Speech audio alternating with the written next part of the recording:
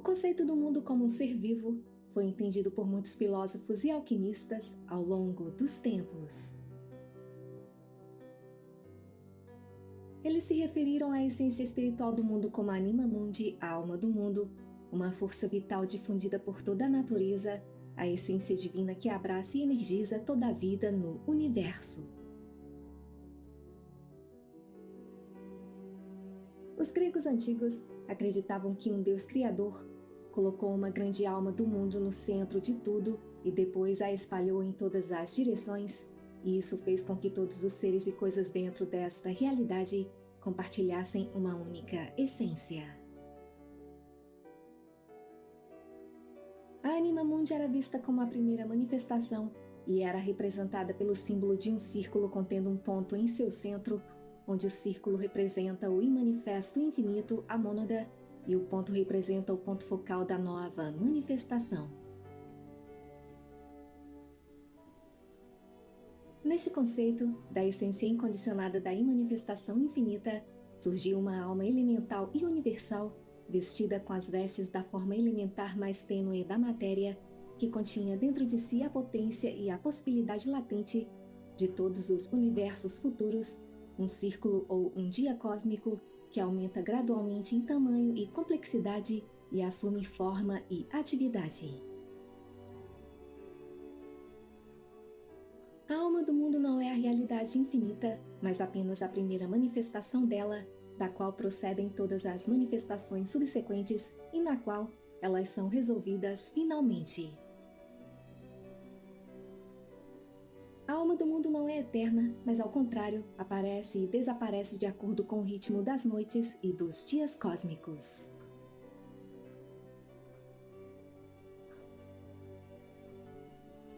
Em algumas filosofias, a Anima Mundi é conhecida como Logos ou a Palavra, e em outras como Demiurgo. Na filosofia de Heráclito de Éfeso, através da agência do Logos, Deus criou o mundo.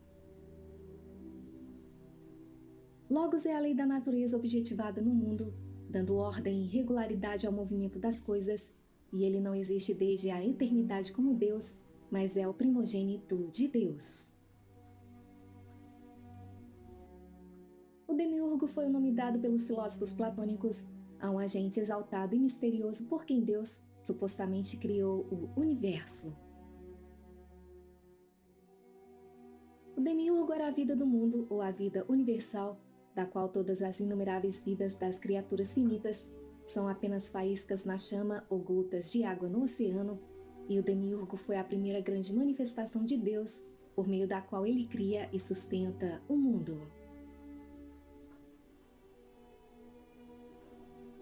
A alma conota tanto o princípio organizador dos seres vivos, o que torna as entidades vivas através do crescimento e do movimento, assim como também o princípio do pensamento e da direção espiritual. A alma ancorada na matéria, a essência feminina é a ânima, que é traduzida como a respiração ou a vida, enquanto a alma que reflete a mente e tem uma essência masculina é mais comumente associada ao ânimos e traduzida como espírito. Isso significa que Deus e a alma são idênticos.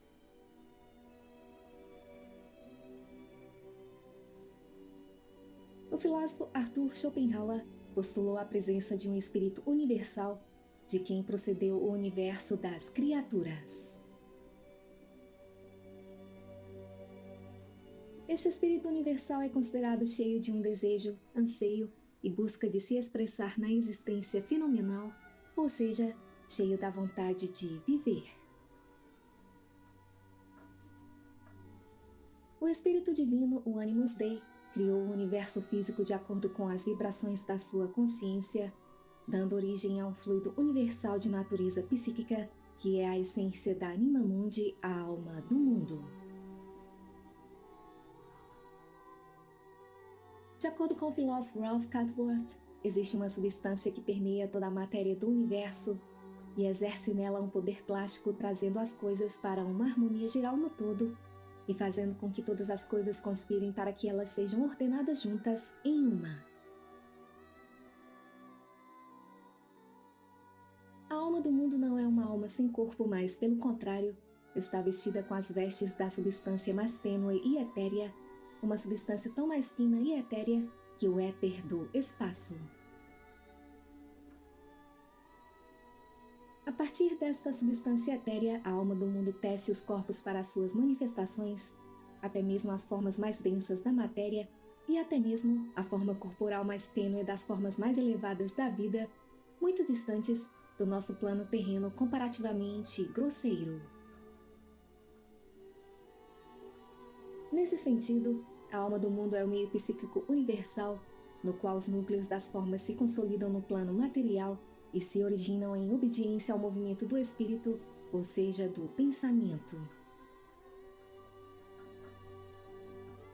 Este é o reino das formas potenciais e é o elo de ligação entre o espírito e a matéria e, como tal, desempenha um papel muito importante na constituição do cosmos e do homem.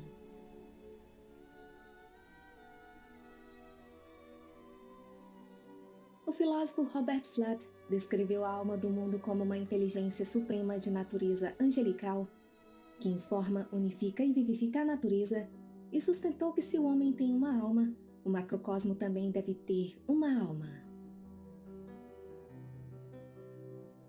Assim, a Anima Mundi é aquela centelha divina, aquele sopro que dá vida a tudo e que contém toda a vida que existe e que já existiu, é a essência que animou e formou a natureza de acordo com as proporções divinas. Cada ser vivo é portador da Anima Mundi em sua alma, e isso significa que nós estamos conectados espiritualmente com todo o universo, vegetal, animal e etéreo.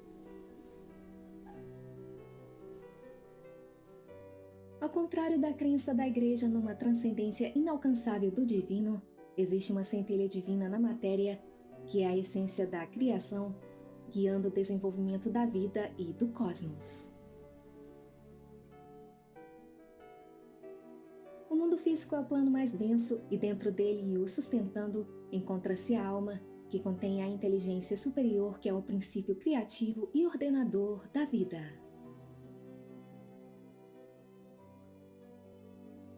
No Timeu, o filósofo Platão descreve o cosmos como uma criatura viva, aquele todo que engloba dentro de si todos os seres vivos inteligíveis, tal como este mundo vivo dotado de alma e inteligência, uma única entidade viva visível, contém todas as outras entidades vivas que, por sua natureza, estão todas relacionadas.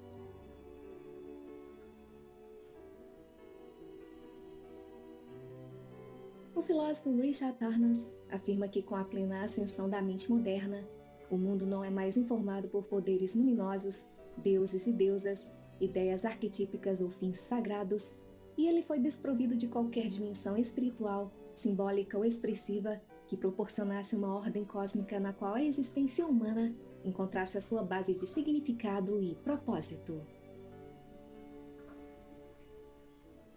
Em vez disso, o mundo é visto inteiramente em termos de fatos neutros, cuja compreensão racional imparcial dá ao ser humano uma capacidade sem precedentes para calcular, controlar e manipular o mundo. A física quântica revelou um mundo fluido e imprevisível, no qual a consciência e a matéria não estão separadas, pois se um fóton de luz se comporta como uma partícula ou como uma onda, isso depende da consciência do observador. Porém, muitos permanecem dentro das imagens da física newtoniana, de uma matéria morta definível e sólida, e de uma consciência objetiva separada do mundo físico. A humanidade vive em uma época em que, apesar da hiperconectividade que é vivenciada todos os dias, a desconexão prevalece.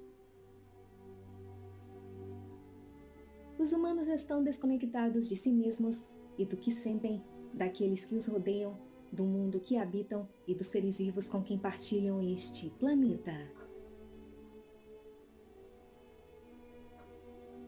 Quando se perde a conexão consistente com a totalidade, isso leva à perda da alma, que é paralela à conexão perdida com o mundo, e na psicologia afirma-se que a alma retrocede para o inconsciente.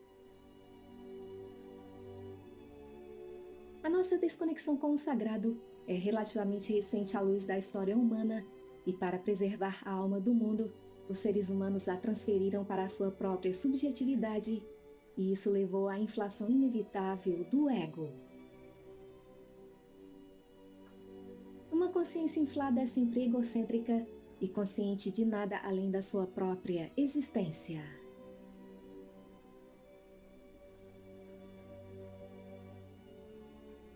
A alma do mundo não é uma substância fixa ou definida, mas uma substância viva feita de esperanças, sonhos e imaginações mais profundas da humanidade e de toda a criação. Ela é o lar das memórias coletivas da criação e dos mitos da humanidade, e até mesmo a alma do mundo existe meramente como uma imagem na imaginação infinita do Pai Eterno.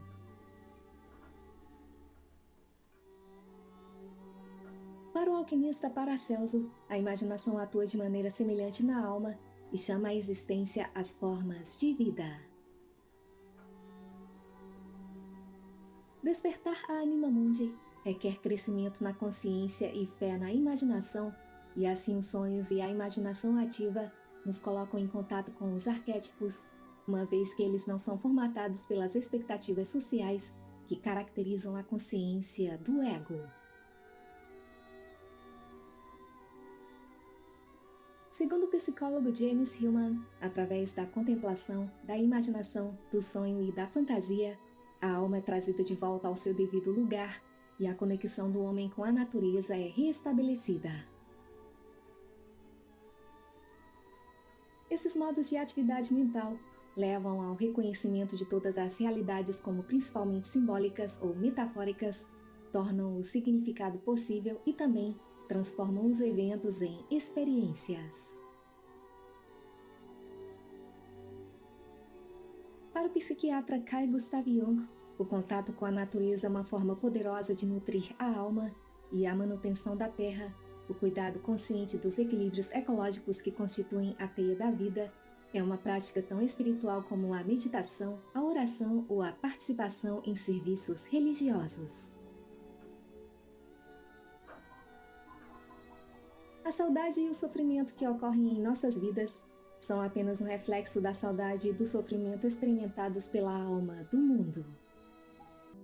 Quando nos isolamos da nossa própria alma, negamos-nos o acesso consciente a esta luz, a sua orientação e inteligência. Então, a nossa vida torna-se sem sentido ou propósito, e sem o propósito real, a nossa vida é apenas uma existência física.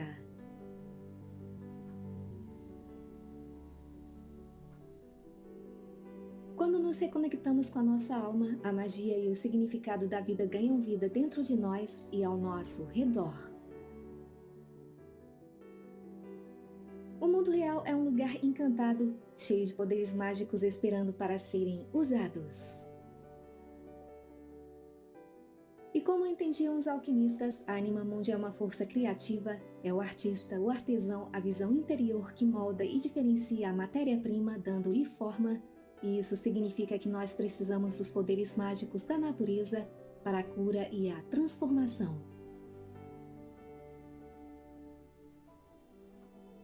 Para o alquimista, quem precisa de redenção não é o homem, mas a divindade que está perdida e adormecida na matéria. A transmutação de chumbo em ouro é uma analogia para a transmutação pessoal, para a purificação e a perfeição. Nenhuma transformação pode ter sucesso sem a presença da matéria-prima, que é o estado da consciência original, a condição pura do qual todos os estados da consciência emergiram. A luz essencial, a anima mundi, é a essência sagrada na estrutura da criação e une todas as manifestações físicas do mundo natural. O trabalho alquímico visa liberar a luz essencial, o tecido luminoso da alma cósmica através da imaginação. A luz divina da mente única é a mesma luz que compartilhamos na consciência purificada, a força fundamental e a fonte última da criação em todos os níveis da existência.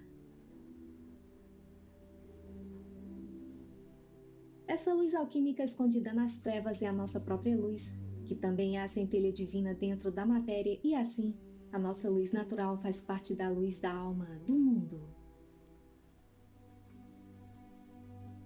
Essa luz escondida na escuridão é também o nosso eu instintivo e o nosso modo natural de ser, que até ser revelado é coberto por padrões de condicionamento e pelas camadas do falso eu.